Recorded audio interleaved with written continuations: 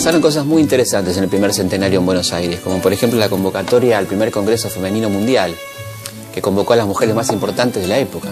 Bueno, una delegación impresionante de mujeres de países latinoamericanos e incluso Madame Curie, María Montessori. Se discutieron además temas muy relevantes y actuales hoy en día, como el aborto, la trata de blancas, los derechos laborales de la mujer e incluso los derechos políticos y civiles. Pero va a pasar mucho tiempo hasta que las mujeres puedan votar en América Latina. Por ejemplo, en Argentina van a votar recién en 1947 de la mano de Evita. Bueno, y en México hasta 1952, o en Colombia hasta 1959. Bueno, y en Paraguay en 1961. A pesar de eso, las mujeres han tenido un papel protagónico, decisivo a lo largo de la historia. Yo creo que tuvieron un protagonismo un tanto invisible, ¿no? La pregunta sería, ¿a partir de cuándo las mujeres se fueron tornando visibles en la historia de América Latina?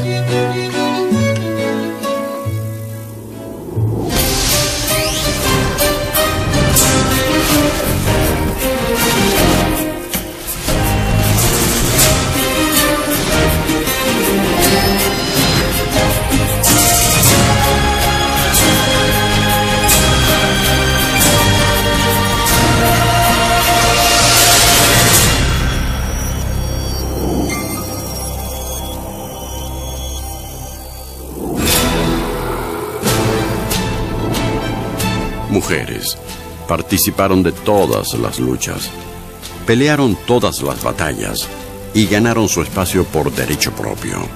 Estuvieron presentes y con esa presencia cambiaron el rumbo de los acontecimientos. En Latinoamérica, las mujeres han sido protagonistas de la historia, como las madres de Plaza de Mayo en Argentina.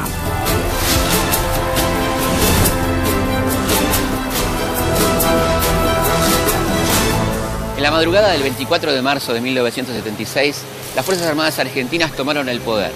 Llamaron a su gobierno Proceso de Organización Nacional, en realidad una dictadura que asesinó a 30.000 personas y desmanteló el aparato productivo del país. En una práctica perversa y sin precedentes, las personas simplemente desaparecían. Eran opositores, sindicalistas, universitarios, periodistas, también estudiantes, jóvenes apolíticos, obreros, judíos, homosexuales. Hijos. Estas personas que desaparecían eran hijos y tenían madres que comenzaron a buscarlos. La paciencia y el valor con que las madres de Plaza Mayo salían con sus pañuelos blancos a exigir la aparición con vida de sus hijos y luego de sus nietos, la paciencia con que la gente del montón rompía el miedo para juntarse con un vecino, con las 3 personas de confianza en el sindicato, en el barrio, simplemente a veces para decir solo eso, tenemos miedo. No más eso, ya es un reto a una dictadura que necesitaba del silencio, como necesitamos nosotros del aire. Bueno, la organización de Abuelas de Plaza de Mayo nace como una necesidad, como una consecuencia y una buena idea de juntarnos, las mujeres sobre todo, que teníamos la misma búsqueda, el mismo dolor. Somos madres, abuelas, porque tenemos desaparecidos los hijos o hijas y además los nietitos, que en su mayoría nacieron en los centros clandestinos de detención. El 30 de abril de 1977, un grupo de 14 mujeres se reunió aquí, en la Plaza de Mayo. Marchaban con un pañuelo blanco en la cabeza, reclamando la aparición con vida de sus hijos y pidiéndole explicaciones a los militares. Tiempo después, algunos jóvenes se sumaron a la marcha de cada jueves. Pedían por la aparición con vida de sus hermanos. La búsqueda primero fue en soledad. Cuando nos tocó esperar a la hija o al hijo de un llamado o una visita o volver a la casa, la primera cosa que hicimos fue sola, con miedo, con mucho dolor y angustia y desconocimiento, pero afrontando eso de salir a buscar a un hijo que no vuelve, se lo busca siempre, tenga la edad que tenga. Y en esa soledad uno por ahí se fue encontrando en los mismos lugares con otras señoras que tenían la misma angustia, que nos mirábamos con desconfianza, pero después nos dábamos cuenta de que algo en común teníamos. A pesar de los riesgos, a pesar del miedo, las madres siguieron reclamando la aparición con vida de sus hijos. Para los militares y la prensa eran las locas de Plaza de Mayo. Durante la última dictadura, las madres, estas mujeres paridas por sus hijos, instalaron en la Argentina el tema de derechos humanos y le dieron una nueva dimensión ética. También hubo una intencionalidad, que fue la de que no vinieran los hombres porque los militares, las Fuerzas Armadas, son machistas. Entonces, el peligroso para ellos era el hombre. El hombre iba a ser secuestrado. Si venían nuestros esposos, iban a desaparecer. Y nosotros no, porque nos llamaban locas. El mote que nos pusieron, déjenlas a esas locas mujeres que se van a cansar y van a volver a la casa a llorar y ahí van a quedar para siempre.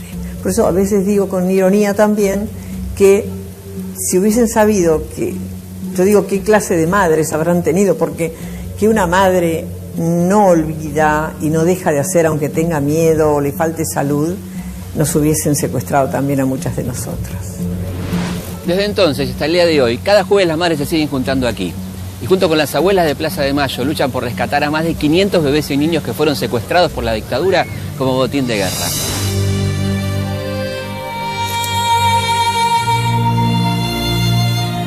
Mientras en Argentina las madres de la Plaza de Mayo desafiaban con sus reclamos a la dictadura militar, en otros países de América Latina las mujeres se reunían para pedir por sus hijos y sus esposos.